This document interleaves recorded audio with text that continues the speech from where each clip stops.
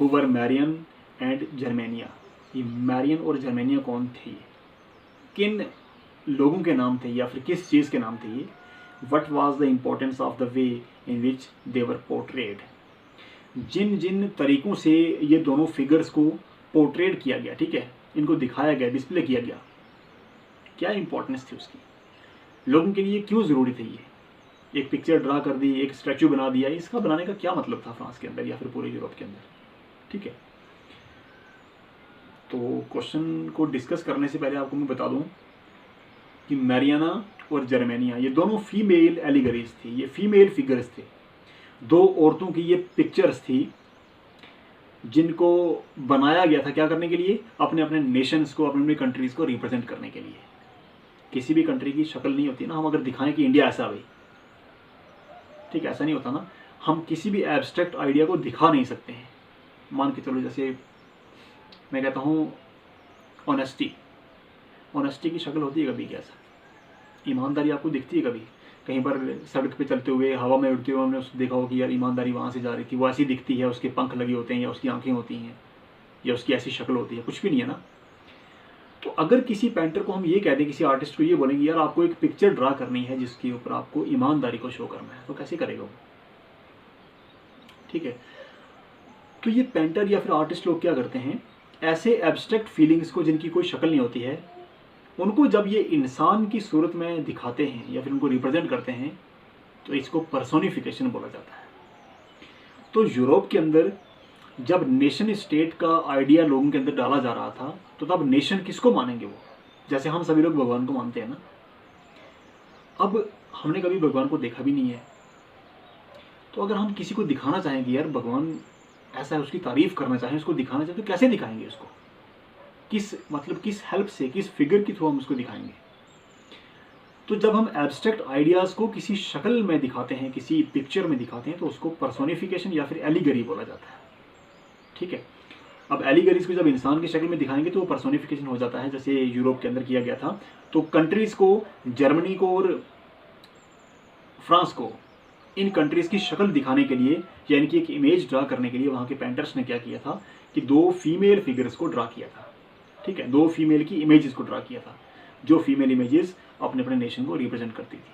तो यहाँ पर आंसर में लिखता है ये, female allegories were invented by the artists in 19th century to represent the nation. 19वीं सदी में नेशंस को रिप्रेजेंट करने के लिए दो फीमेल फिगर्स को इन्वेंट किया गया था, ठीक है। इनकी दो एक शक्लें बनाई गई थी। फर्स्ट है Marianne, a popular Christian name underlined the idea of a people's nation. तो जो मैरियन है ना, ये एक ऐसे नेशन को रिप्रेजेंट करती थी जो सभी लोगों का होगा, जो किसी एक मोनार्क का या एक किंग का नहीं होगा। एक ऐसा देश जो सभी लोगों से मिलकर के बना हो, उसको रिप्रेजेंट करती थी मैरियन।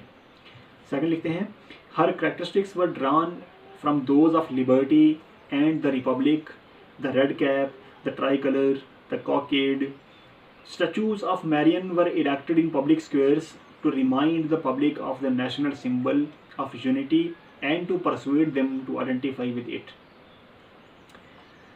अब इसमें क्या क्या कैरेक्टरिस्टिक्स भरे गए थे कि ये आज़ादी को दिखाती है, रिपब्लिक को, यानी ये सब लोगों को, पूरे कंट्री के अंदर जितने भी क्लासेस के लोग रहते थे, हर इंसान के कलर को, उसकी आइडेंटिटी को उन फिगर्स के अंदर डाला गया था, ठीक है ना, जिससे ये शो होता था कि सभी लोगों से मिल करके ये फिगर बना हुआ है।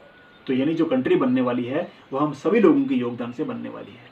इस तरह से हर एक सेक्शन को, हर एक क्लास को ये लगता था कि ये देश हमारा ही है, ये हमसे ही मिलके बना हुआ है। तो इन पब्लिक फिगर्स को क्या करते थे, पब्लिक स्क्वायर्स पे या फिर पब्लिक प्लेसेस पर इनको डिस्प्ले पर लगाया जाता था, ताकि लोगों को बार बार ये आइडिया आता रहे, ये याद आती रहे कि ये जो फिगर है, ये जो इमेज है, ये हमारे देश की है, हमें इसको बचाना है, हमें इसको आज़ाद करना है, हमें इसको संभाल के रखना है। ये सारी नेशनलिस्ट फीलिंग्स को प्रमोट करने के लिए इन फिगर्स को पब्लिक प्लेसेस पर लगाया जाता था। दूसरी पर बात आती है मैरियन। थर्ड पॉइंट है, Marianne images were marked on coins and stamps.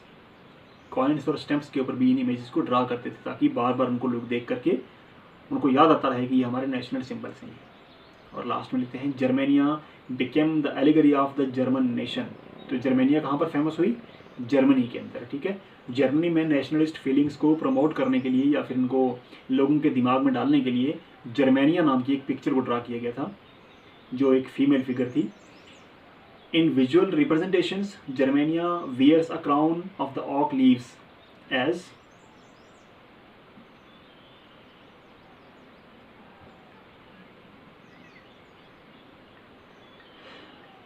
In visual representations, Germania wears a crown of oak leaves as the German oak stands for heroism. तो जो पिक्चर्स जर्मेनिया की ड्रा की गई उसमें दिखाया गया है कि जो जर्मेनिया है वो अपने सिर के ऊपर एक ऐसा ताज पहनती है, एक ऐसा क्राउन पहनती है जो ऑक लीव्स से बना हुआ था। तो जर्मन माइथोलॉजी में जो ऑक है वो हीरोइज्म को, वो करेज को, वो हिम्मत को दिखाता है, ठीक है। इसलिए उसका जो सिर का ताज बना हुआ था वो किससे बना हुआ था? ऑक लीव्स के साथ।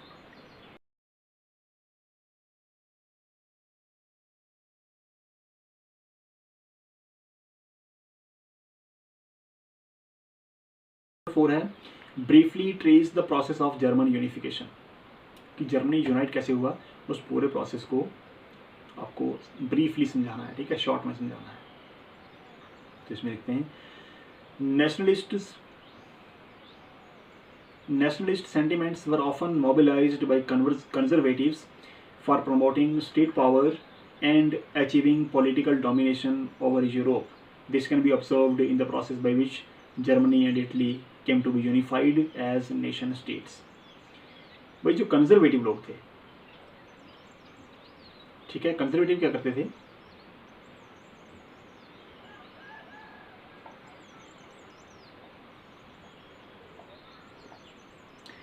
तो जर्मन यूनिफिकेशन, इस क्वेश्चन के आंसर को डिस्कस करने से मैं आपको एक एपिसोड रेफर कर रहा हूँ। हमारी इसी प्लेलिस्ट में आपको एक एपिसोड मिल जाएगा द यूनिफिकेशन ऑफ जर्मनी के नाम से। उस एपिसोड को देख लीजिएगा, वहाँ पर आपको ये पूरी जो प्रोसेस है जर्मन यूनिफिकेशन का वो पूरा समझाया जाएगा वहाँ पर, और इसका आंसर आपको PDF फॉर्मेट में डिस्क्रिप्शन के साथ मिल जाएगा, ठीक है। वहाँ से आप इसको डाउनलोड कर सकते हो। नेक्स्ट क्वेश्चन है what changes did Napoleon introduce to make the administrative system more efficient in the territories ruled by him. यहाँ पर इनडायरेक्टली ये क्वेश्चन पूछा गया है कि नेपोलियनिक कोड ऑफ 1804 या फिर सिविल कोड ऑफ 1804 क्या था, उसको डिटेल में आपको समझाना है कि नेपोलियन के अंडर जो एरिया था, जो फ्रांस नेपोलियन के अंडर था, उस फ्रांस में रूल करने के लिए नेपोलियन ने कौन कौन से स्टेप्स उठाए थे। तो सीधी सी बात है, ये नेपोलियनिक कोड की तरफ इशारा कर रहा है। तो इसके लिए भी आपको एक डेडिकेटेड वीडियो मिल जाएगी, ठीक है। इसी प्लेलिस्ट में आप देखना, एक एपिसोड पूरा का पूरा डेडिकेटेड है इसी टॉपिक के ऊपर ही, ठीक है, जिसको नेपोलियनिक कोड के नाम से पब्लिश किया गया है, या फिर सिविल कोड ऑफ 1804। आप उसको भी देख लीजिएगा और इसका आंसर आपको PDF नीचे डिस्क्रिप्शन में मिलेगा। डिस्कशन वाले सेक्शन में क्वेश्चन है कुछ। फर्स्ट लिखता है explain what is meant by the 1848 revolution of the liberals. 1848 में जो लिबरल रिवॉल्यूशन हुई है उसको हमने समझना है। What were the political, social and economic ideas supported by the liberals. तो किस तरह के पॉलिटिकल, इकोनॉमिक और सोशल आइडियाज़ जो थे वो लिबरल्स लोग सपोर्ट किया करते थे। तो एक एक करके समझते हैं इसको। इस पर भी वैसे एक एपिसोड बना हुआ है, बट मैं आपको यहाँ पर समझा रहा हूँ। Parallel to the revolts of the poor, unemployed and starving peasants and workers in many European countries in the year 1848, the revolution led by the educated middle classes was underway. Events of February 1848 in France had brought about the abdication of the monarch and a republic based on universal male suffrage had been proclaimed. 1848 में थोड़ा समझेंगे हम लोग कि पूरे Europe के अंदर जगह जगह पर बहुत सारी रिवोल्यूशंस हो रही थी, इसीलिए इस पीरियड को द एज ऑफ रिवोल्यूशंस का नाम भी दिया गया है, ठीक है।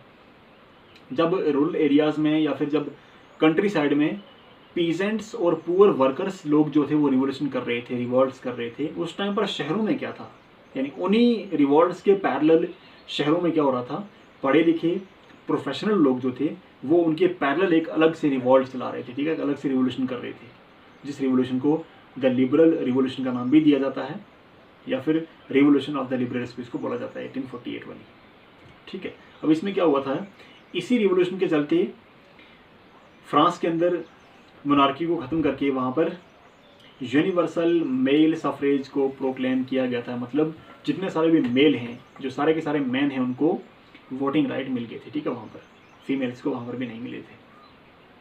सेकंड पार्ट लिखता है in other parts of Europe where independent nations did not yet exist such as Germany, Italy, Poland, the Hungarian Empire, men and women of the liberal middle classes combined their demands for constitutionalism with national unification. अब Europe के बाकी हिस्सों में जो बाकी countries जैसे Germany, Italy, Poland है, Austria है, जहाँ पर अभी भी नेशन स्टेट्स का कोई आइडिया नहीं था, ये यूनिफाई नहीं हुए थे अभी तक, ठीक है, यहाँ पर अभी तक नेशंस नहीं बने थे, इनके अंदर भी ये आइडिया आने लगा कि हमें भी क्या करना चाहिए, कॉन्स्टिट्यूशनल मोनार्की या फिर कॉन्स्टिट्यूशनलिज्म पर जोर देना चाहिए, या फिर ऐसी गवर्नमेंट को लाना चाहिए जो कॉन्स्टिट्यूशन पर बेस्ड हो। तो इस मतलब फ्रांस से इंस्पायर होकर के पूरे यूरोप के अंदर ये नेशनलिज्म की भावना फिर उसके बाद जोर पकड़ने लगती है। नंबर 3 पे लिखता है they took advantage of the growing popular unrest to push their demands for the creation of a nation states on parliamentary principles, a constitution, freedom of the press and freedom of association. तो इस revolution में क्या हुआ, freedom of press पे जोर दिया गया, freedom of association पर, मतलब बहुत सारे क्लब्स को बनाना या फिर पॉलिटिकल ऑर्गेनाइजेशंस को इस्टेब्लिश करना, अपने अपने मतलब पार्टीज बनाना, ये चीज़ उसके बाद लेने के लिए अपना कॉन्स्टिट्यूशन बनाना, ये सारी मांग उठाई गई थी इस वाली रिवोल्यूशन के अंदर, जो रिवोल्यूशन ऑफ लिबरल्स 1848 थी। The issue of extending political rights to women was a controversial one within the liberal movement, in which large numbers of women had participated actively over the years. Women had formed their own political associations, formed newspapers, and taken part in the political meetings and demonstrations.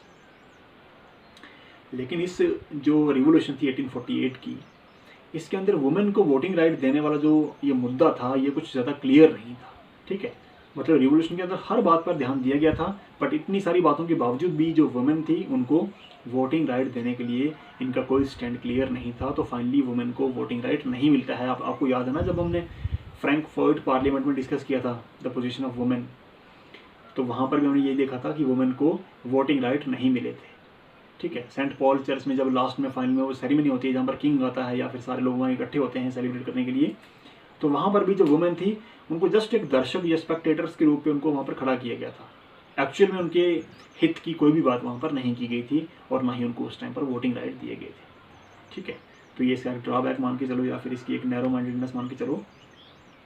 Second question है choose 3 examples to show the contribution of culture to the growth of nationalism in Europe. आपको 3 examples बताने हैं जहाँ पर culture ने, लोगों के रहन सहन ने, उनकी लिविंग हैबिट्स ने या फिर उनके कल्चर ने, उनके पहनावे ने, उनकी भाषा ने नेशनलिज्म को ग्रो करने में हेल्प की है यूरोप के अंदर। आपको 3 एग्जांपल्स देनी है, 3 केस स्टडीज देनी है, ठीक है।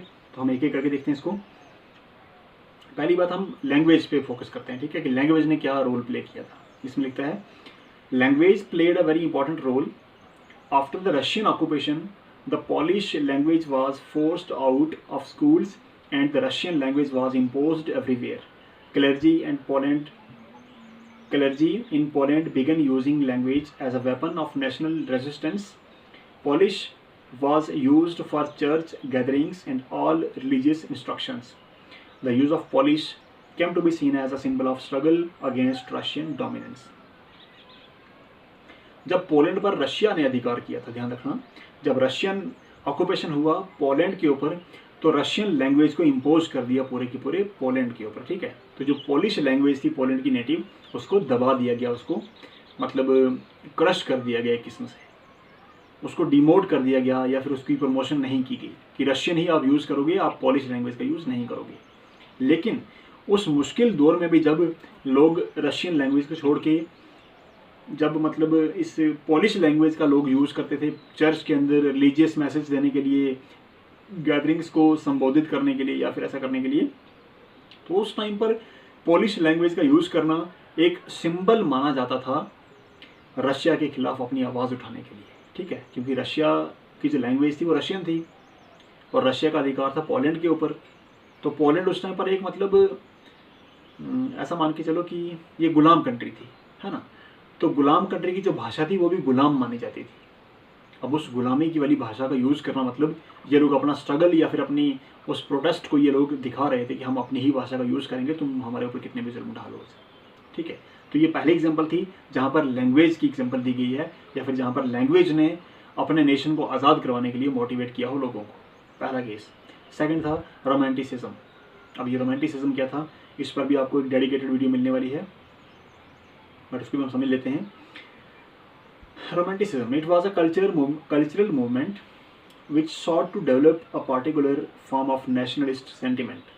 Romantic artists and poets generally criticized the glorification of reason and science and focused instead on emotions, institution and mystic feelings. They tried to portray a common cultural past as the basis of a nation. Folk poetry, folk dance, folk songs, the true spirit of the nation was popularized through the above means. So, collecting and recording these forms of folk culture was an essential part of nation building. ये romanticism क्या था असल में, Europe के अंदर एक ऐसा दौर आया था, एक ऐसी एज आई थी जब सारे के सारे पोइट्स ने, कंपोजर्स ने, ऑथर्स ने ऐसी कविताएं, ऐसी कंपोजिशंस, ऐसी बुक्स लिखना शुरू कर दी थी जिनके अंदर किसी एक देश की बात नहीं की गई थी। पूरे यूरोप को एज अ होल देखा गया था, मतलब ऐसी कॉमन चीज़ों को उठाया गया था जो हर इंसान के साथ जो टच करती हैं, जो हर इंसान के साथ लिंक्ड थी। ठीक है, तो ये पूरा का पूरा एक ऐसा दौर आया था जिस पूरे दौर को रोमांटिसिज्म बोला गया, या फिर इसको रोमांटिक मूवमेंट भी बोला गया था। ठीक है, तो इसमें लोगों, उन ऑथर्स ने क्या किया, उन्होंने ऐसी ग्लोरी को क्रिटिसाइज किया जो सिर्फ रीज़न और साइंस पर बेस्ड थी। बोला हर चीज़ के लिए फैक्ट का देना या फिर जस्टिफाई करना उसको, ये कुछ ज़रूरी नहीं है। ये ज़रूरी नहीं कि लोग किसी वजह से ही यूनाइट होने की बात करें, या फिर लोगों को कोई फैक्ट मिले, कोई मतलब उनको ऐसा मान के चलो कि उनको लॉजिक ही मिलेगा तो भी वो आज़ादी की बात करेंगे। वो कुछ इमोशंस भी हैं, अपने इमोशंस की खातिर भी लोग आज़ादी को मांग सकते हैं, या फिर अपने ऐसा मान के चलो कि मिस्टिक फीलिंग्स, कुछ ऐसे ऐसे मतलब सेंटिमेंट्स हैं जो लोगों को आज़ादी ले जाते हैं, हमें उस पर भी ध्यान देना चाहिए। तो इन लोगों ने साइंस और रीज़न को छोड़ करके इमोशंस और फीलिंग्स को पकड़ना शुरू किया, ऐसी ऐसी कंपोजिशंस बनाई जो लोगों की फीलिंग्स को टच करती हों। तो अंदर से लोगों को एक इंस्पिरेशन मिलती थी कि हम सभी लोग एक ही हैं, इस पूरी इंसानियत एक ही है, हर इंसान को आज़ाद होने का हक है, उसको आज़ादी मिलनी चाहिए। तो इस पूरे के पूरे एक कल्चरल मूवमेंट को रोमांटिसिज्म या फिर रोमांटिक एज का नाम दिया गया। नंबर 3 है, through a focus on any two countries explain how nations developed over the 19th century. आपको कहीं दो नेशंस की एग्जांपल लेनी है और वहाँ पर बताना है कि किस तरह से दो नेशंस जो हैं वो एग्जिस्टेंस में आए 19th सेंचुरी के अंदर। तो यहाँ पर इनडायरेक्टली किसकी बात की गई है, जर्मनी और इटली की। तो जो दोनों का यूनिफिकेशन, आपको एपिसोड्स इसके लिए डेडिकेटेड बने हुए हैं, आपको हमारी प्लेलिस्ट में वो मिल जाएंगी। ठीक है, इसी हेडिंग के under the unification of Italy and the unification of Germany या फिर जर्मन यूनिफिकेशन। तो आप उन एपिसोड्स को देखिएगा, बाकी इनके रिटर्न में आंसर आपको साथ में इसी फाइल में मिल जाएंगे, नीचे PDF में, डिस्क्रिप्शन में। फोर्थ क्वेश्चन है, how was the history of nationalism in Britain unlike the rest of Europe. कहते जो ब्रिटेन का केस था वो सारे यूरोप से अलग कैसे था। भाई बहुत सारी कंट्रीज यूनाइट हुई हैं यूरोप के अंदर, ब्रिटेन भी यूनाइट हुआ, बट जो ब्रिटेन था इसका केस बाकी यूरोप से अलग कैसे था, स्ट्रेंज कैसे था इसका केस। तो अगर आपने वो यूनिफिकेशन ऑफ ब्रिटेन या फिर ये वीडियो देखी होगी, मतलब ग्रेट ब्रिटेन या फिर वो वाली वीडियो एपिसोड देखा होगा, तो आपको वहाँ पर समझ आई होगी कि ये अलग कैसे था। जर्मनी और इटालियन यूनिफिकेशन में क्या हुआ था, रिवॉल्यूशंस हुई थी, वार लड़े गए, लड़ाइयाँ लड़ने के बाद ये कंट्रीज यूनाइट हुई हैं, काफ़ी स्ट्रगल करना पड़ा इन लोगों को। ठीक है, लेकिन ब्रिटेन में ऐसा कुछ हुआ नहीं था। वहाँ पर ना तो कोई बहुत बड़ी रिवॉल्यूशन हुई, ना कोई वार लड़े गए, ना कुछ किया गया, बस एक छोटी सी आइडियोलॉजी थी, कैथोलिक्स एंड प्रोटेस्टेंट्स। बस इसी आइडियोलॉजी के डिफरेंस ने पूरे ग्रेट ब्रिटेन को क्या कर दिया, यूनाइट करने में हेल्प कर दी, और वो नेशन यूनाइट हुआ बिना किसी क्रांति के, बिना किसी रिवॉल्यूशन के। तो इसलिए इसका केस स्ट्रेंज माना जाता है या फिर बड़ा डिफरेंट माना जाता है रेस्ट ऑफ यूरोप से। आंसर में लिखता है, formation of the nation states was not due to sudden upheaval or revolution, it was the result of a long drawn out process. कहता है ग्रेट ब्रिटेन का बनना, यूनाइटेड किंगडम का बनना, ये कोई सडन अपहेवल नहीं था, ये कोई एकदम सडनली कोई क्रांति नहीं हुई थी, कोई युद्ध नहीं लड़ा गया था कि उसके बाद ये यूनाइट हो गया। कहता है एक लंबा प्रोसेस था ये, ठीक है, लॉन्ग ड्रान आउट प्रोसेस। धीरे धीरे करके ये सारी बातें होती चली गई और पूरा का पूरा यूनाइटेड किंगडम यूनाइट होता चला गया, ये ऐसा हुआ था। The primary identities of people who inhabited the British Isles were ethnic ones such as English, Welsh, Scot और आयरिश। कहता है स्टार्टिंग में जब ये लोग ब्रिटिश आइलैंड्स में रहा करते थे तो इनकी आइडेंटिटी अलग थी, इनका एथनिक कल्चर अलग था, इनके ग्रुप्स अलग अलग थे, इनमें कोई भी सिमिलरिटी नहीं थी, ठीक है। इंग्लिश लोग इंग्लैंड में रहा करते थे, वेल्स में रहते थे, स्कॉट में रहते थे, आयरिश आयरलैंड वाले थे, तो ये सारे के सारे लोग अलग थे, ठीक है, सेम नहीं थे ये। हुआ क्या, the act of union between England and Scotland, The Act of Union between England and Scotland resulted in the formation of the United Kingdom of Great Britain. तो जब इंग्लैंड और स्कॉटलैंड के बीच में एक्ट ऑफ यूनियन साइन होता है तो बनता है ग्रेट ब्रिटेन, ठीक है, स्कॉटलैंड और इंग्लैंड से मिलकर के। बाद में क्या हुआ, Scottish people were forbidden from speaking their Gaelic language and from wearing their national dress, many were driven out of their homeland। तो जो स्कॉटिश लोग थे उनको क्या किया गया, उनको भाषा बोलने से और अपना जो ड्रेस था वो पहनने से इनकार कर दिया गया ब्रिटेन के द्वारा। बहुत सारे लोगों को तो अपनी होमलैंड से ड्राइव आउट भी कर दिया गया, बाहर निकाल दिया गया। और नेक्स्ट लिखता है Ireland was forcibly incorporated into the UK in 1801।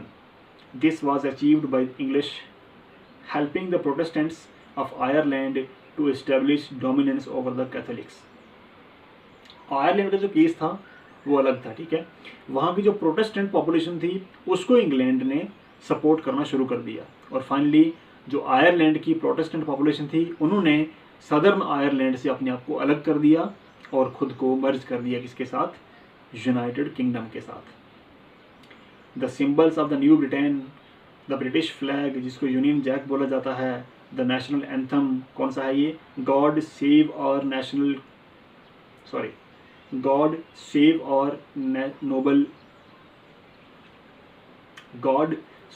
Nobel king.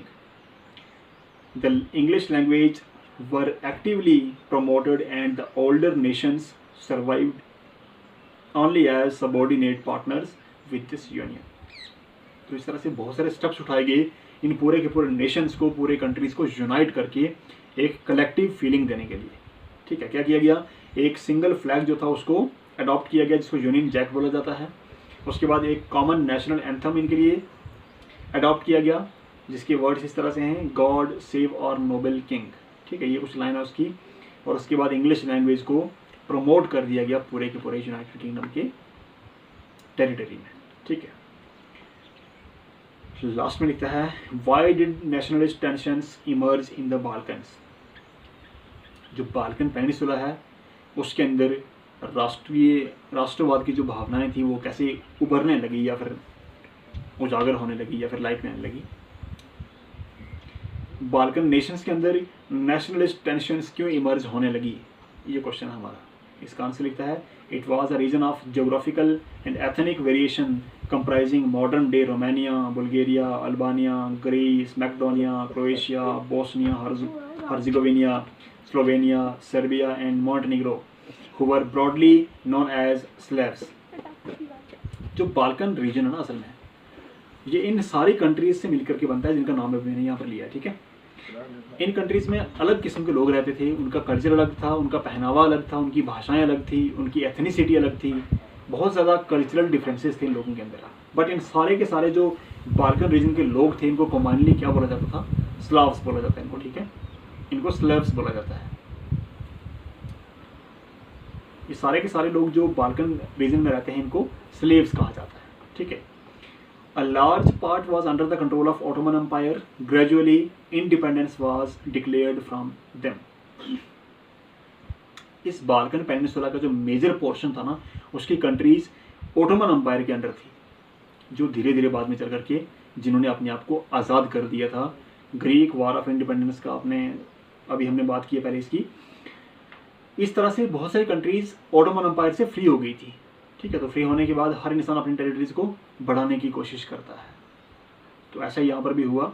आगे लिखता है, the spread of the ideas of romantic nationalism in the Balkans together with the disintegration of the Ottoman empire made this region very explosive. अब कुछ देश आज़ाद हो चुके थे, ठीक है, कुछ के ऊपर से ऑटोमन एम्पायर का जो रूल था वो हट चुका था, वो लोग अब आज़ाद हो गए हुए थे, और ऊपर से यूरोप के अंदर राष्ट्रवाद की भावना जाग रही थी उन दिनों में। तो हर इंसान अपने देश से प्यार करता था और दूसरे से नफरत जागने लगी उनके अंदर। मैक्सिमम लोग अपनी टेरिटरीज को बढ़ाने की कोशिश करने लगे। तो उस चक्कर में ये पूरा का पूरा जो नेशन था ये बहुत एक्सप्लोजिव हो गया और इसमें फ्रीक्वेंट बैटल्स लड़ी जाने लगी। इसलिए जो बाल्कन नेशन थे इन सब के सब अंदर नेशनलिस्ट फीलिंग्स और टेंशन्स जागने लगी उस टाइम के बाद। ठीक है, इस तरह से हमने इस पूरी एक्सरसाइज को डिस्कस किया है, शॉर्ट में किया। वैसे इन सभी क्वेश्चंस के आंसर आपको मिलेंगे PDF फॉर्मेट में नीचे डिस्क्रिप्शन बॉक्स के अंदर। आप उनको आराम से देखिएगा। किसी क्वेश्चन में कोई दिक्कत होती है तो आप हमें अपना फीडबैक दे सकते हो, पूछ सकते हो। ठीक है, और मिलते हैं अब नेक्स्ट लेसन में, the rise of nationalism in India. हमने अभी नेशनलिज्म इन यूरोप की बात की है, अब हम अपने इंडिया की बात करेंगे कि वहाँ पर नेशनलिस्ट फीलिंग्स किस तरह से इमर्ज हुई, किस तरह से हमारा नेशनल फ्रीडम जो था उसका स्ट्रगल, किस तरह से हमारी नेशनल फ्रीडम का स्ट्रगल जो था वो आगे बढ़ा। तो उसको हम हर एक टॉपिक को कवर करेंगे एक एक करके सीरीज़ के अंदर। तो इस लेसन को कवर करने के बाद आपको नेक्स्ट लेसन के लिए प्रिपेयर रहना है। ठीक है, तो मिलते हैं नेक्स्ट एपिसोड में, तब तक के लिए गुड बाय, थैंक यू।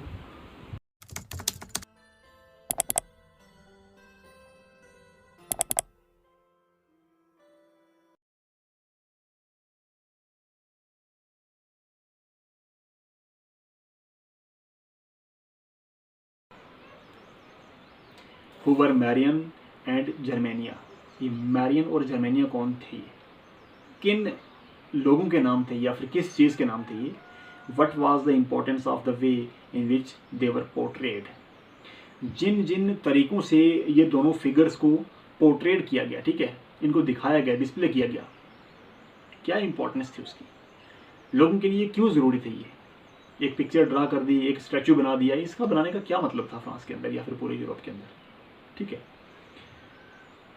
तो क्वेश्चन को डिस्कस करने से पहले आपको मैं बता दूं कि मैरियाना और जर्मेनिया ये दोनों फीमेल एलिगरीज थी, ये फीमेल फिगर्स थे, दो औरतों की ये पिक्चर्स थी जिनको बनाया गया था क्या करने के लिए, अपने अपने नेशंस को, अपने अपने कंट्रीज़ को रिप्रेजेंट करने के लिए।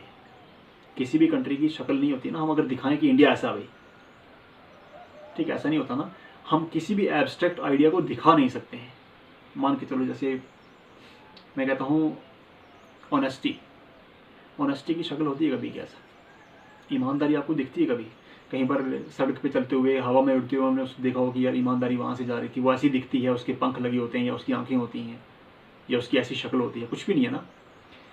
तो अगर किसी पेंटर को हम ये कह दें, किसी आर्टिस्ट को ये बोलेंगे यार आपको एक पिक्चर ड्रा करनी है जिसके ऊपर आपको ईमानदारी को शो करना है, तो कैसे करेगा वो। ठीक है, तो ये पेंटर या फिर आर्टिस्ट लोग क्या करते हैं, ऐसे एब्स्ट्रैक्ट फीलिंग्स को जिनकी कोई शक्ल नहीं होती है, उनको जब ये इंसान की सूरत में दिखाते हैं या फिर उनको रिप्रेजेंट करते हैं तो इसको पर्सोनिफिकेशन बोला जाता है। तो यूरोप के अंदर जब नेशन स्टेट का आइडिया लोगों के अंदर डाला जा रहा था तो तब नेशन किसको मानेंगे वो, जैसे हम सभी लोग भगवान को मानते हैं ना। अब हमने कभी भगवान को देखा भी नहीं है, तो अगर हम किसी को दिखाना चाहेंगे यार भगवान ऐसा है, उसकी तारीफ करना चाहें, उसको दिखाना चाहें, तो कैसे दिखाएंगे उसको, किस मतलब किस हेल्प से, किस फिगर के थ्रू हम उसको दिखाएंगे। तो जब हम एब्स्ट्रैक्ट आइडियाज़ को किसी शक्ल में दिखाते हैं, किसी पिक्चर में दिखाते हैं, तो उसको पर्सोनिफिकेशन या फिर एलिगरी बोला जाता है। ठीक है, अब एलिगरीज को जब इंसान की शक्ल में दिखाएंगे तो वो पर्सोनिफिकेशन हो जाता है, जैसे यूरोप के अंदर किया गया था। तो कंट्रीज़ को, जर्मनी को और फ्रांस को, इन कंट्रीज़ की शक्ल दिखाने के लिए यानी कि एक इमेज ड्रा करने के लिए वहाँ के पेंटर्स ने क्या किया था कि दो फीमेल फिगर्स को ड्रा किया था। ठीक है, दो फीमेल की इमेजेस को ड्रा किया था, जो फीमेल इमेजेस अपने अपने नेशन को रिप्रेजेंट करती थी। तो यहाँ पर आंसर में लिखता है ये, female allegories were invented by the artists in 19th century to represent the nation. 19वीं सदी में नेशंस को रिप्रेजेंट करने के लिए दो फीमेल फिगर्स को इन्वेंट किया गया था। ठीक है, इनकी दो एक शक्लें बनाई गई थी। फर्स्ट है Marianne, a popular Christian name underlining the idea of an people's nation. तो जो मैरियन है ना, ये एक ऐसे नेशन को रिप्रेजेंट करती थी जो सभी लोगों का होगा, जो किसी एक मोनार्क का या एक किंग का नहीं होगा। अच्छा, एक ऐसा देश जो सभी लोगों से मिलकर के बना हो, उसको रिप्रेजेंट करती थी मैरियन। सेकंड लिखते हैं, her characteristics were drawn from those of liberty and the republic, the red cap, the tricolour, the cockade. Statues of Marion were erected in public squares to remind the public of the national symbol of unity and to persuade them to identify with it. अब इसमें क्या क्या characteristics भरे गए थे कि ये आज़ादी को दिखाती है, रिपब्लिक को, यानी ये सब लोगों को, पूरे कंट्री के अंदर जितने भी क्लासेस के लोग रहते थे, हर इंसान के कलर को, उसकी आइडेंटिटी को उन फिगर्स के अंदर डाला गया था। ठीक है ना, जिससे ये शो होता था कि सभी लोगों से मिल करके ये फिगर बना हुआ है। तो यानी जो कंट्री बनने वाली है वो हम सभी लोगों के योगदान से बनने वाली है। इस तरह से हर एक सेक्शन को, हर एक क्लास को ये लगता था कि ये देश हमारा ही है, ये हमसे ही मिलके बना हुआ है। तो इन पब्लिक फिगर्स को क्या करते थे, पब्लिक स्क्वायर्स पे या फिर पब्लिक प्लेसेस पर इनको डिस्प्ले पर लगाया जाता था, ताकि लोगों को बार बार ये आइडिया आता रहे, ये याद आती रहे कि ये जो फिगर है, ये जो इमेज है, ये हमारे देश की है, हमें इसको बचाना है, हमें इसको आज़ाद करना है, हमें इसको संभाल के रखना है। ये सारी नेशनलिस्ट फीलिंग्स को प्रमोट करने के लिए इन फिगर्स को पब्लिक प्लेसेस पर लगाया जाता था। दूसरी पर बात आती है मैरियन। थर्ड पॉइंट है, Marianne images were marked on coins and stamps. Coins और स्टैम्प्स के ऊपर भी इन इमेजेस को ड्रा करते थे, ताकि बार बार उनको लोग देख करके उनको याद आता रहे कि ये हमारे नेशनल सिंबल्स हैं। और लास्ट में लिखते हैं, Germania became the allegory of the German nation. तो जर्मेनिया कहाँ पर फेमस हुई, जर्मनी के अंदर। ठीक है, जर्मनी में नेशनलिस्ट फीलिंग्स को प्रमोट करने के लिए या फिर इनको लोगों के दिमाग में डालने के लिए जर्मेनिया नाम की एक पिक्चर को ड्रा किया गया था, जो एक फीमेल फिगर थी। In visual representations Germania wears a crown of the oak leaves as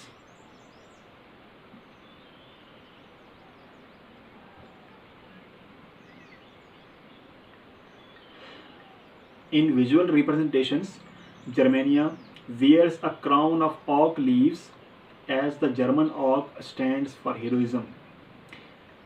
तो जो पिक्चर्स जर्मेनिया की ड्रा की गई उसमें दिखाया गया है कि जो जर्मेनिया है वो अपने सिर के ऊपर एक ऐसा ताज पहनती है, एक ऐसा क्राउन पहनती है जो ऑक लीव्स से बना हुआ था।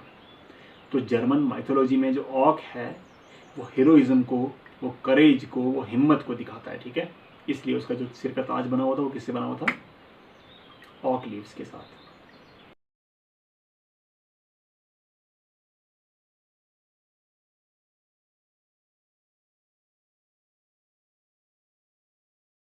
फोर है, briefly trace the process of German unification. कि जर्मनी यूनाइट कैसे हुआ, उस पूरे प्रोसेस को आपको ब्रीफली समझाना है। ठीक है, शॉर्ट में समझाना है। तो इसमें लिखते हैं, nationalist sentiments were often mobilized by conservatives for promoting state power and achieving political domination over Europe. This can be observed in the process by which Germany and Italy came to be unified as nation states. भाई जो conservative लोग थे, ठीक है, conservative क्या करते थे,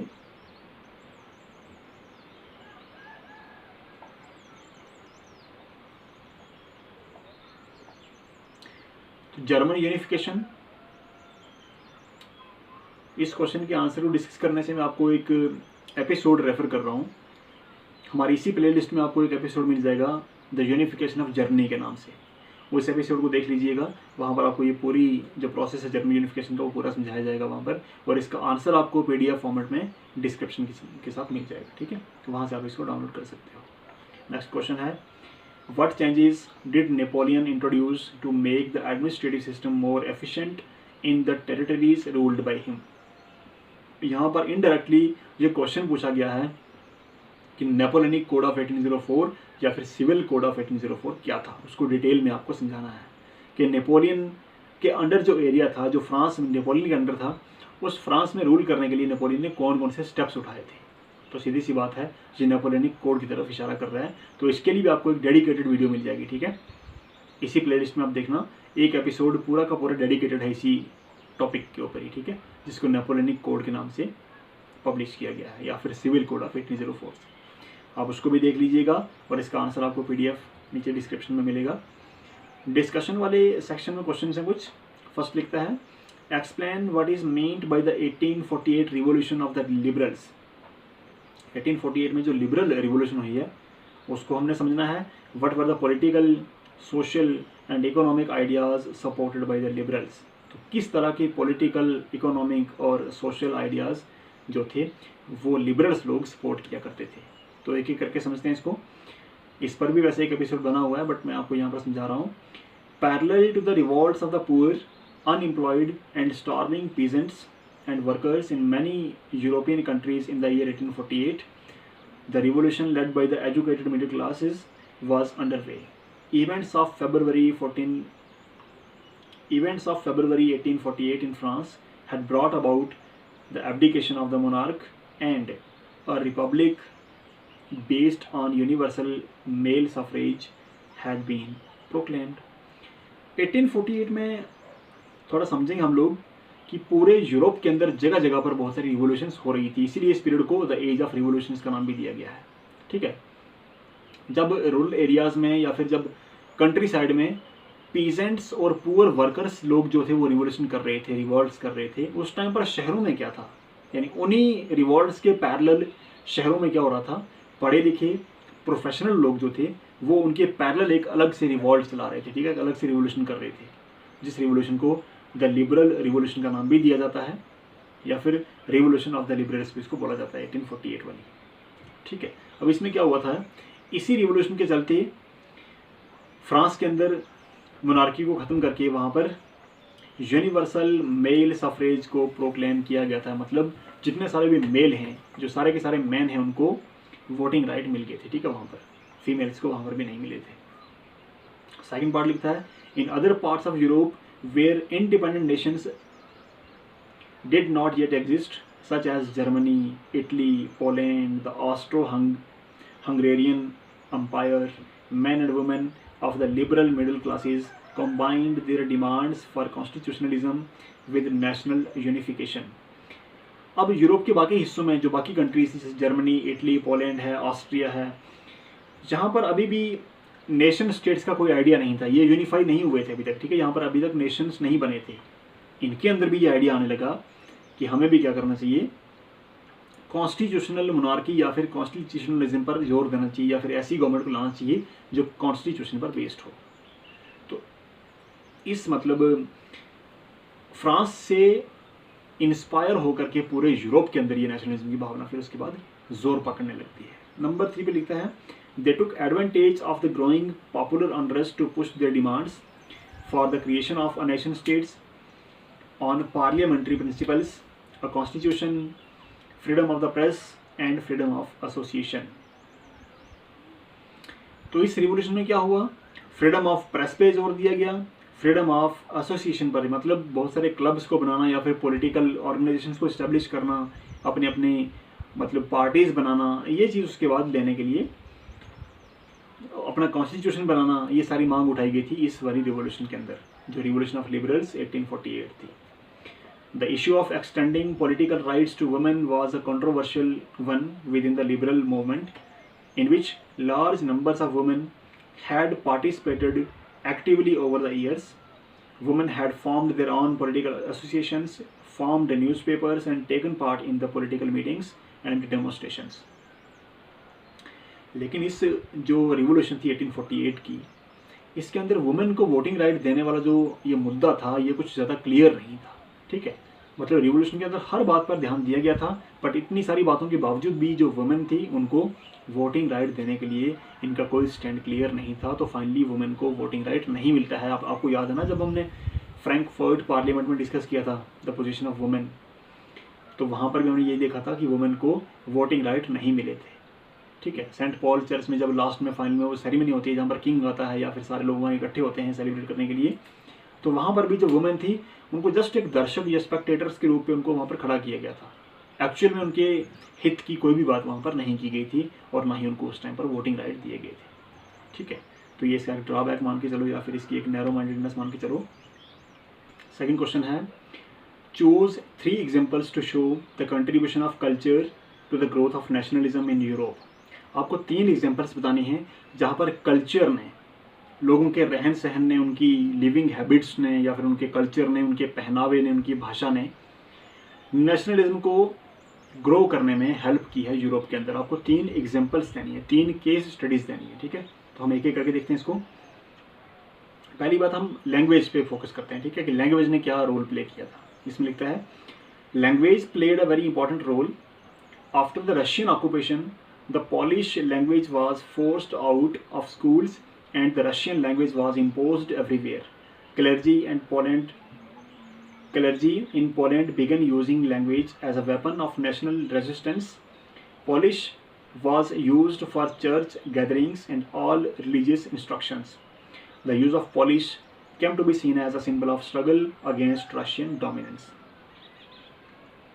जब पोलैंड पर रशिया ने अधिकार किया था, ध्यान रखना, जब रशियन ऑक्यूपेशन हुआ पोलैंड के ऊपर, तो रशियन लैंग्वेज को इम्पोज कर दिया पूरे के पूरे पोलैंड के ऊपर, ठीक है। तो जो पोलिश लैंग्वेज थी पोलैंड की नेटिव, उसको दबा दिया गया, उसको मतलब क्रश कर दिया गया एक किस्म से, उसको डिमोट कर दिया गया, या फिर उसकी प्रमोशन नहीं की गई कि रशियन ही आप यूज़ करोगे, आप पोलिश लैंग्वेज का यूज़ नहीं करोगे। लेकिन उस मुश्किल दौर में भी जब लोग रशियन लैंग्वेज को छोड़ के, जब मतलब इस पोलिश लैंग्वेज का लोग यूज़ करते थे चर्च के अंदर रिलीजियस मैसेज देने के लिए, गैदरिंग्स को संबोधित करने के लिए, या फिर ऐसा करने के लिए, तो उस टाइम पर पोलिश लैंग्वेज का यूज़ करना एक सिंबल माना जाता था रशिया के खिलाफ अपनी आवाज़ उठाने के लिए, ठीक है। क्योंकि रशिया की जो लैंग्वेज थी वो रशियन थी और रशिया का अधिकार था पोलैंड के ऊपर। तो पोलैंड उस टाइम पर एक मतलब ऐसा मान के चलो कि ये गुलाम कंट्री थी, है ना। तो गुलाम कंट्री की जो भाषा थी वो भी गुलाम मानी जाती थी। अब उस गुलामी की वाली भाषा का यूज़ करना मतलब ये लोग अपना स्ट्रगल या फिर अपनी उस प्रोटेस्ट को ये लोग दिखा रहे थे कि हम अपनी ही भाषा का यूज़ करेंगे, तुम हमारे ऊपर कितने भी जुल्म ढालो, ठीक है। तो ये पहली एग्जांपल थी जहाँ पर लैंग्वेज की एग्जांपल दी गई है, या फिर जहाँ पर लैंग्वेज ने अपने नेशन को आज़ाद करवाने के लिए मोटिवेट किया हो लोगों को, पहला केस। सेकंड था रोमांटिसिज्म। अब ये रोमांटिसिज्म क्या था, इस पर भी आपको एक डेडिकेटेड वीडियो मिलने वाली है, बट उसको भी हम समझ लेते हैं। Romanticism, it was a cultural movement which sought to develop a particular form of nationalist sentiment. Romantic artists and poets generally criticized the glorification of reason and science and focused instead on emotions, institution and mystic feelings. They tried to portray a common cultural past as the basis of a nation. Folk poetry, folk dance, folk songs, the true spirit of the nation was popularized through the above means. So collecting and recording these forms of folk culture was an essential part of nation building. ये romanticism क्या था असल में, Europe के अंदर एक ऐसा दौर आया था, एक ऐसी एज आई थी जब सारे के सारे पोइट्स ने, कंपोजर्स ने, ऑथर्स ने ऐसी कविताएं, ऐसी कंपोजिशंस, ऐसी बुक्स लिखना शुरू कर दी थी जिनके अंदर किसी एक देश की बात नहीं की गई थी। पूरे यूरोप को एज अ होल देखा गया था, मतलब ऐसी कॉमन चीज़ों को उठाया गया था जो हर इंसान के साथ जो टच करती हैं, जो हर इंसान के साथ लिंक्ड थी, ठीक है। तो ये पूरा का पूरा एक ऐसा दौर आया था जिस पूरे दौर को रोमांटिसिज्म बोला गया, या फिर इसको रोमांटिक मूवमेंट भी बोला गया था, ठीक है। तो इसमें लोगों, उन ऑथर्स ने क्या किया, उन्होंने ऐसी ग्लोरी को क्रिटिसाइज किया जो सिर्फ रीज़न और साइंस पर बेस्ड थी। बोला हर चीज़ के लिए फैक्ट का देना या फिर जस्टिफाई करना उसको, ये कुछ ज़रूरी नहीं है। ये ज़रूरी नहीं कि लोग किसी वजह से ही यूनाइट होने की बात करें, या फिर लोगों को कोई फैक्ट मिले, कोई मतलब उनको ऐसा मान के चलो कि उनको लॉजिक ही मिलेगा तो भी वो आज़ादी की बात करेंगे। वो कुछ इमोशंस भी हैं, अपने इमोशंस की खातिर भी लोग आज़ादी को मांग सकते हैं, या फिर अपने ऐसा मान के चलो कि मिस्टिक फीलिंग्स, कुछ ऐसे ऐसे मतलब सेंटिमेंट्स हैं जो लोगों को आज़ादी ले जाते हैं, हमें उस पर भी ध्यान देना चाहिए। तो इन लोगों ने साइंस और रीज़न को छोड़ करके इमोशंस और फीलिंग्स को पकड़ना शुरू किया, ऐसी ऐसी कंपोजिशंस बनाई जो लोगों की फीलिंग्स को टच करती हों।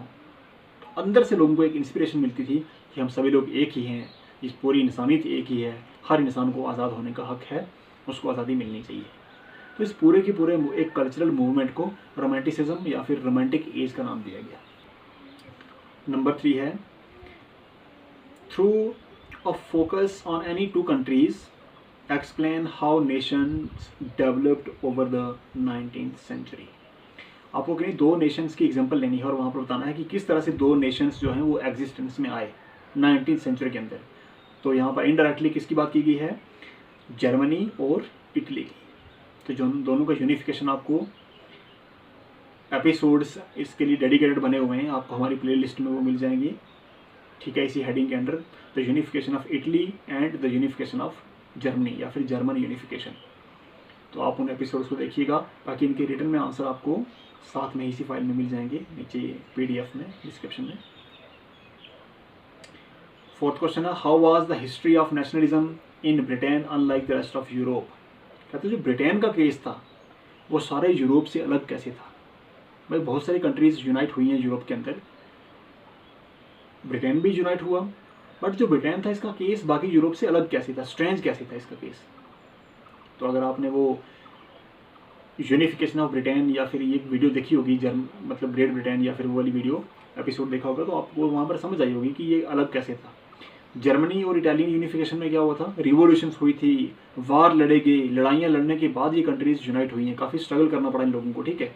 लेकिन ब्रिटेन में ऐसा कुछ हुआ नहीं था, वहाँ पर ना तो कोई बहुत बड़ी रिवोल्यूशन हुई, ना कोई वार लड़े गई, ना कुछ किया गया, बस एक छोटी सी आइडियोलॉजी थी, कैथोलिक्स एंड प्रोटेस्टेंट्स। बस इसी आइडियोलॉजी के डिफरेंस ने पूरे ग्रेट ब्रिटेन को क्या कर दिया, यूनाइट करने में हेल्प कर दी, और वो नेशन यूनाइट हुआ बिना किसी क्रांति के, बिना किसी रिवोल्यूशन के। तो इसलिए इसका केस स्ट्रेंज माना जाता है या फिर बड़ा डिफरेंट माना जाता है रेस्ट ऑफ यूरोप से। आंसर में लिखता है, formation of the nation states was not due to sudden upheaval or revolution, it was the result of a long drawn out process। कहता है ग्रेट ब्रिटेन का बनना, यूनाइटेड किंगडम का बनना, ये कोई सडन अपहेवल नहीं था, ये कोई एकदम सडनली कोई क्रांति नहीं हुई थी, कोई युद्ध नहीं लड़ा गया था कि उसके बाद ये यूनाइट हो गया। कहता है एक लंबा प्रोसेस था ये, ठीक है, लॉन्ग ड्रान आउट प्रोसेस। धीरे धीरे करके ये सारी बातें होती चली गई और पूरा का पूरा यूनाइटेड किंगडम यूनाइट होता चला गया, ये ऐसा हुआ था। The primary identities of people who inhabited the British Isles were ethnic ones such as English, Welsh, Scot और Irish। कहता है स्टार्टिंग में जब ये लोग ब्रिटिश आइलैंड्स में रहा करते थे तो इनकी आइडेंटिटी अलग थी, इनका एथनिक कल्चर अलग था, इनके ग्रुप्स अलग अलग थे, इनमें कोई भी सिमिलरिटी नहीं थी, ठीक है। इंग्लिश लोग इंग्लैंड में रहा करते थे, वेल्स में रहते थे, स्कॉट में रहते थे, आयरिश आयरलैंड वाले थे, तो ये सारे के सारे लोग अलग थे, ठीक है, सेम नहीं थे। ये हुआ क्या, the act of union between England and Scotland, the act of union between England and Scotland resulted in the formation of the United kingdom of great Britain. तो जब इंग्लैंड और स्कॉटलैंड के बीच में एक्ट ऑफ यूनियन साइन होता है तो बनता है ग्रेट ब्रिटेन, ठीक है, स्कॉटलैंड और इंग्लैंड से मिलकर के। बाद में क्या हुआ, Scottish people were forbidden from speaking their Gaelic language and from wearing their national dress, many were driven out of their homeland. तो जो स्कॉटिश लोग थे उनको क्या किया गया, उनको भाषा बोलने से और अपना जो ड्रेस था वो पहनने से इनकार कर दिया गया ब्रिटेन के द्वारा। बहुत सारे लोगों को तो अपनी होमलैंड से ड्राइव आउट भी कर दिया गया, बाहर निकाल दिया गया। और नेक्स्ट लिखता है, Ireland was forcibly incorporated into the UK in 1801. This was achieved by English helping the Protestants of Ireland to establish dominance over the Catholics। Ireland का जो केस था वो अलग था, ठीक है, वहाँ की जो प्रोटेस्टेंट पॉपुलेशन थी उसको इंग्लैंड ने सपोर्ट करना शुरू कर दिया, और फाइनली जो आयरलैंड की प्रोटेस्टेंट पॉपुलेशन थी उन्होंने सदर्न आयरलैंड से अपने आप को अलग कर दिया और खुद को मर्ज कर दिया किसके साथ, यूनाइटेड किंगडम के साथ। The symbols of the new Britain, the British flag जिसको यूनियन जैक बोला जाता है, द नेशनल एंथम कौन सा है ये, गॉड सेव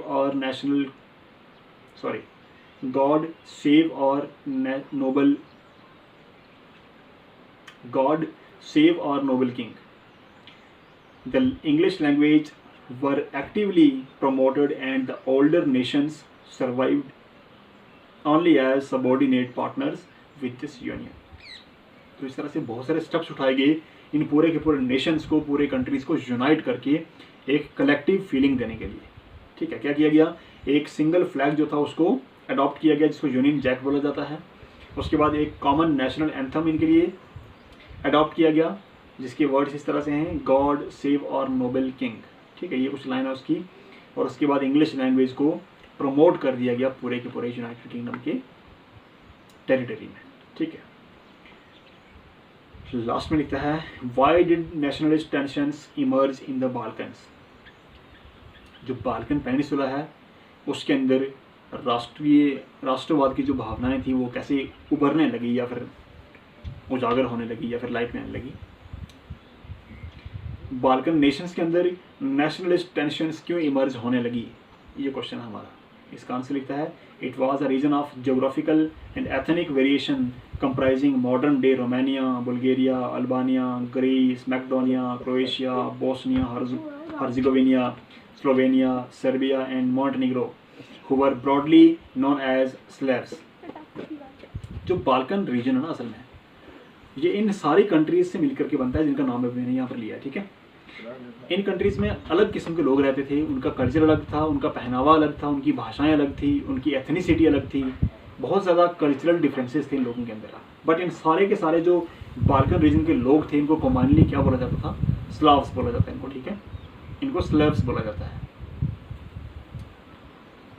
ये सारे के सारे लोग जो बाल्कन रीजन में रहते हैं इनको स्लेव्स कहा जाता है। ठीक है, A large part was under the control of Ottoman Empire. Gradually, independence was declared from them. इस बाल्कन पेनिनसुला का जो मेजर पोर्शन था ना, उसकी कंट्रीज ओटोमन एम्पायर के अंडर थी, जो धीरे धीरे बाद में चल करके जिन्होंने अपने आप को आज़ाद कर दिया था। ग्रीक वार ऑफ इंडिपेंडेंस का आपने अभी हमने बात की है पहले इसकी। इस तरह से बहुत सारी कंट्रीज ओटोमन एम्पायर से फ्री हो गई थी। ठीक है, तो फ्री होने के बाद हर इंसान अपनी टेरिटरीज को बढ़ाने की कोशिश करता है, तो ऐसा यहाँ पर भी हुआ। आगे लिखता है, the spread of the ideas of romantic nationalism in the Balkans together with the disintegration of the Ottoman empire made this region very explosive. अब कुछ देश आज़ाद हो चुके थे, ठीक है, कुछ के ऊपर से ओटोमन एम्पायर का जो रूल था वो हट चुका था, वो लोग अब आज़ाद हो गए हुए थे, और ऊपर से यूरोप के अंदर राष्ट्रवाद की भावना जाग रही थी उन दिनों में। तो हर इंसान अपने देश से प्यार करता था और दूसरे से नफरत जाने लगी उनके अंदर। मैक्सिमम लोग अपनी टेरिटरीज को बढ़ाने की कोशिश करने लगे, तो उस चक्कर में ये पूरा का पूरा जो नेशन था ये बहुत एक्सप्लोसिव हो गया और इसमें फ्रीक्वेंट बैटल्स लड़ी जाने लगी। इसलिए जो बाल्कन नेशन थे इन सब के सब अंदर नेशनलिस्ट फीलिंग्स और टेंशंस जागने लगी उस टाइम के बाद। ठीक है, इस तरह से हमने इस पूरी एक्सरसाइज को डिस्कस किया है, शॉर्ट में किया। वैसे इन सभी क्वेश्चंस के आंसर आपको मिलेंगे PDF फॉर्मेट में नीचे डिस्क्रिप्शन बॉक्स के अंदर, आप उनको आराम से देखिएगा। किसी क्वेश्चन में कोई दिक्कत होती है तो आप हमें अपना फीडबैक दे सकते हो, पूछ सकते हो। ठीक है, और मिलते हैं अब नेक्स्ट लेसन में, the rise of nationalism in India. हमने अभी नेशनलिज्म इन यूरोप की बात की है, अब हम अपने इंडिया की बात करेंगे कि वहाँ पर नेशनलिस्ट फीलिंग्स किस तरह से इमर्ज हुई, किस तरह से हमारा नेशनल फ्रीडम जो था उसका स्ट्रगल, किस तरह से हमारी नेशनल फ्रीडम का स्ट्रगल जो था वो आगे बढ़ा। तो उसको हम हर एक टॉपिक को कवर करेंगे एक एक करके सीरीज़ के अंदर। तो इस लेसन को कवर करने के बाद आपको नेक्स्ट लेसन के लिए प्रिपेयर रहना है। ठीक है, तो मिलते हैं नेक्स्ट एपिसोड में, तब तक के लिए goodbye, thank you. Generally criticised the glorification of reason and science and focused instead on emotions, institution and mystic feelings. They tried to portray a common cultural past as the basis of a nation. Folk poetry, folk dance, folk songs, the true spirit of the nation was popularized through the above means. So collecting and recording these forms of folk culture was an essential part of nation building. ये romanticism क्या था असल में, Europe के अंदर एक ऐसा दौर आया था, एक ऐसी एज आई थी जब सारे के सारे पोइट्स ने, कंपोजर्स ने, ऑथर्स ने ऐसी कविताएं, ऐसी कंपोजिशंस, ऐसी बुक्स लिखना शुरू कर दी थी जिनके अंदर किसी एक देश की बात नहीं की गई थी। पूरे यूरोप को एज अ होल देखा गया था, मतलब ऐसी कॉमन चीज़ों को उठाया गया था जो हर इंसान के साथ जो टच करती हैं, जो हर इंसान के साथ लिंक्ड थी। ठीक है, तो ये पूरा का पूरा एक ऐसा दौर आया था जिस पूरे दौर को रोमांटिसिज्म बोला गया या फिर इसको रोमांटिक मूवमेंट भी बोला गया था। ठीक है। तो इसमें लोगों उन ऑथर्स ने क्या किया, उन्होंने ऐसी ग्लोरी को क्रिटिसाइज किया जो सिर्फ रीज़न और साइंस पर बेस्ड थी। बोला हर चीज़ के लिए फैक्ट का देना या फिर जस्टिफाई करना उसको, ये कुछ ज़रूरी नहीं है।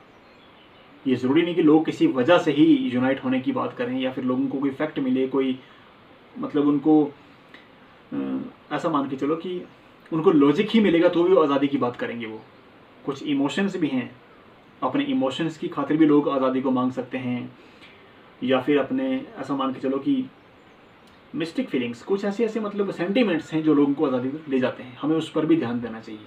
तो इन लोगों ने साइंस और रीज़न को छोड़ करके इमोशंस और फीलिंग्स को पकड़ना शुरू किया। ऐसी ऐसी कंपोजिशंस बनाई जो लोगों की फीलिंग्स को टच करती हों।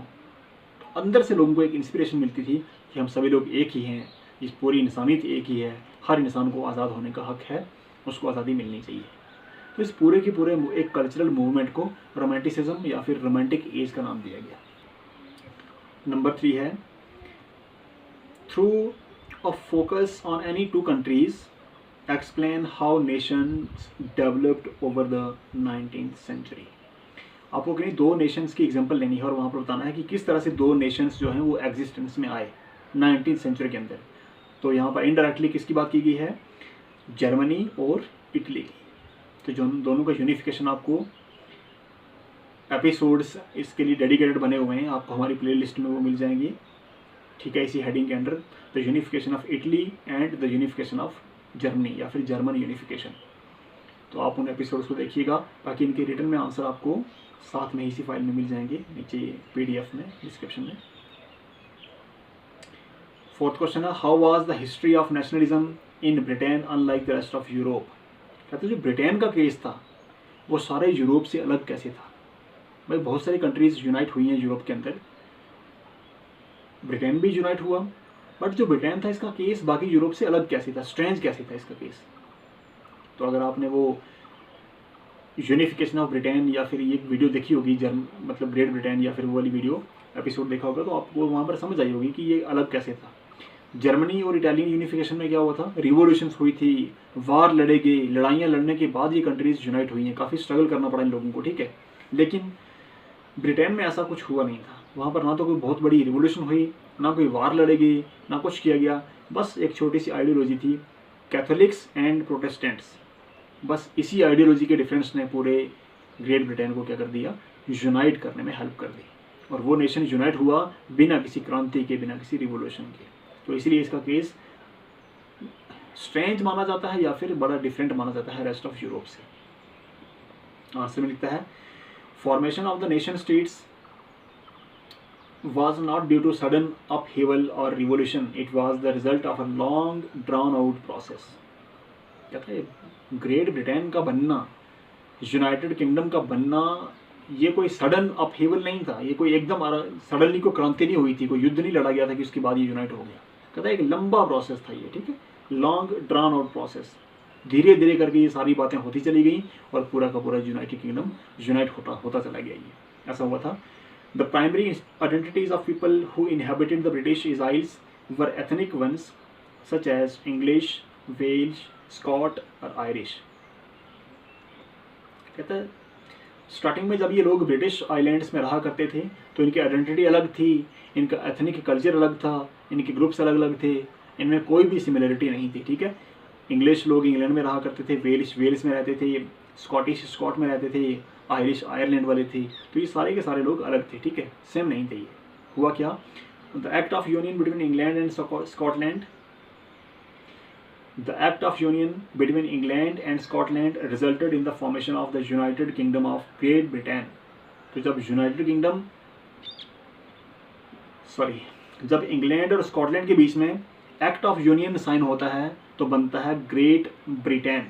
ठीक है, स्कॉटलैंड और इंग्लैंड से मिलकर के। बाद में क्या हुआ, Scottish people were forbidden from speaking their Gaelic language and from wearing their national dress, many were driven out of their homeland. तो जो स्कॉटिश लोग थे उनको क्या किया गया, उनको भाषा बोलने से और अपना जो ड्रेस था वो पहनने से इनकार कर दिया गया ब्रिटेन के द्वारा। बहुत सारे लोगों को तो अपनी होमलैंड से ड्राइव आउट भी कर दिया गया, बाहर निकाल दिया गया। और नेक्स्ट लिखता है Ireland was forcibly incorporated into the UK in 1801. This was achieved by English helping the Protestants of Ireland to establish dominance over the Catholics. Ireland का जो केस था वो अलग था, ठीक है। वहाँ की जो प्रोटेस्टेंट पॉपुलेशन थी उसको इंग्लैंड ने सपोर्ट करना शुरू कर दिया, और फाइनली जो आयरलैंड की प्रोटेस्टेंट पॉपुलेशन थी उन्होंने सदर्न आयरलैंड से अपने आप को अलग कर दिया और खुद को मर्ज कर दिया किसके साथ, यूनाइटेड किंगडम के साथ। The symbols of the new Britain, the British flag जिसको यूनियन जैक बोला जाता है, द नेशनल एंथम कौन सा है ये, गॉड सेव और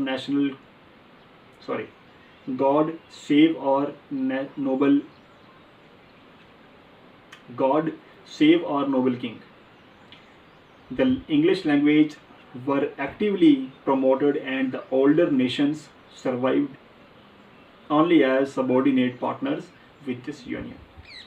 तो इस तरह से बहुत सारे स्टेप्स उठाए गए इन पूरे के पूरे नेशंस को, पूरे कंट्रीज़ को यूनाइट करके एक कलेक्टिव फीलिंग देने के लिए, ठीक है। क्या किया गया, एक सिंगल फ्लैग जो था उसको अडॉप्ट किया गया जिसको यूनियन जैक बोला जाता है। उसके बाद एक कॉमन नेशनल एंथम इनके लिए अडॉप्ट किया गया जिसके वर्ड्स इस तरह से हैं, गॉड सेव और नोबल किंग, ठीक है, ये कुछ लाइन है उसकी। और उसके बाद इंग्लिश लैंग्वेज को प्रमोट कर दिया गया पूरे के पूरे यूनाइटेड किंगडम के टेरिटरी में, ठीक है। लास्ट में लिखता है why did nationalist tensions emerge in the Balkans. जो बाल्कन पेनिसुला है उसके अंदर राष्ट्रवाद की जो भावनाएं थी वो कैसे उभरने लगी या फिर उजागर होने लगी या फिर लाइट में आने लगी। बाल्कन नेशंस के अंदर नेशनलिस्ट टेंशंस क्यों इमर्ज होने लगी, ये क्वेश्चन है हमारा। इसका आंसर लिखता है it was a region of geographical and ethnic variation comprising modern day Romania, Bulgaria, Albania, Greece, Macedonia, Croatia, Bosnia Herzegovina, Slovenia, Serbia and Montenegro who were broadly known as Slavs. जो Balkan region है ना, असल में ये इन सारी countries से मिलकर के बनता है जिनका नाम अभी मैंने यहाँ पर लिया है, ठीक है। इन कंट्रीज में अलग किस्म के लोग रहते थे, उनका कल्चर अलग था, उनका पहनावा अलग था, उनकी भाषाएं अलग थी, उनकी एथनिसिटी अलग थी, बहुत ज़्यादा कल्चरल डिफरेंसेस थे इन लोगों के अंदर। बट इन सारे के सारे जो बाल्कन रीजन के लोग थे इनको कॉमनली क्या बोला जाता था, स्लाव्स बोला जाता है इनको, ठीक है, इनको स्लेव्स बोला जाता है। ये सारे के सारे लोग जो बाल्कन रीजन में रहते हैं इनको स्लेव्स कहा जाता है, ठीक है। A large part was under the control of Ottoman Empire. Gradually, independence was declared from them. इस बाल्कन पेनिनसुला का जो मेजर पोर्शन था ना उसकी कंट्रीज ओटोमन एम्पायर के अंडर थी, जो धीरे धीरे बाद में चल करके जिन्होंने अपने आप को आज़ाद कर दिया था। ग्रीक वॉर ऑफ इंडिपेंडेंस का अभी हमने बात की है पहले इसकी। इस तरह से बहुत सारी कंट्रीज ओटोमन एम्पायर से फ्री हो गई थी, ठीक है। तो फ्री होने के बाद हर इंसान अपनी टेरिटरीज को बढ़ाने की कोशिश करता है, तो ऐसा ही यहाँ पर भी हुआ। आगे लिखता है the spread of the ideas of romantic nationalism in the Balkans together with the disintegration of the Ottoman empire made this region very explosive.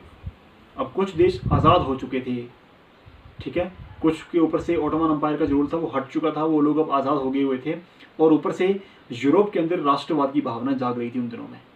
तो हर इंसान अपने देश से प्यार करता था और दूसरे से नफरत जागने लगी उनके अंदर। मैक्सिमम लोग अपनी टेरिटरीज को बढ़ाने की कोशिश करने लगे, तो उस चक्कर में ये पूरा का पूरा जो नेशन था ये बहुत एक्सप्लोजिव हो गया और इसमें फ्रीक्वेंट बैटल्स लड़ी जाने लगी। इसलिए जो बाल्कन नेशन थे इन सब के सब अंदर नेशनलिस्ट फीलिंग्स और टेंशंस जागने लगी उस टाइम के बाद, ठीक है। इस तरह से हमने इस पूरी एक्सरसाइज को डिस्कस किया है, शॉर्ट में किया। वैसे इन सभी क्वेश्चंस के आंसर आपको मिलेंगे PDF फॉर्मेट में नीचे डिस्क्रिप्शन बॉक्स के अंदर, आप उनको आराम से देखिएगा। किसी क्वेश्चन में कोई दिक्कत होती है तो आप हमें अपना फीडबैक दे सकते हो, पूछ सकते हो, ठीक है। और मिलते हैं अब नेक्स्ट लेसन में, the rise of nationalism in India.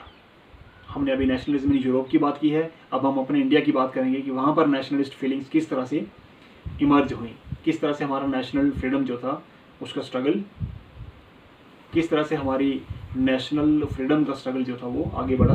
तो उसको हम हर एक टॉपिक को कवर करेंगे एक एक करके सीरीज़ के अंदर। तो इस लेसन को कवर करने के बाद आपको नेक्स्ट लेसन के लिए प्रिपेयर रहना है, ठीक है। तो मिलते हैं नेक्स्ट एपिसोड में, तब तक के लिए गुड बाय, थैंक यू।